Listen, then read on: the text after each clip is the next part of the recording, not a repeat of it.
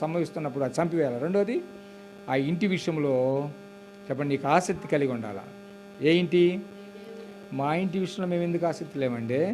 ఇప్పుడు క్రిస్మస్ వస్తుందిగా, మొత్తం ఇంట్లో అన్నీ తీసి బయట వేస్తాంగా, అవును కదా? ఏం చేస్తారు? ఇంట్లో అన్నీ తీసి బయట కడుక్కుంటాం కదా. ఇంటి విషయంలో ఆసక్తి లేదని మీరు చెప్పదు, మాకు తెలీదా అయింది? ఏమండి, శుభ్రంగా బూజు ఉంటుంది, బూజు దులుపుకుంటాం, అన్నీ దులుపుకుంటాం, అన్నీ చేసుకుంటాం కదా.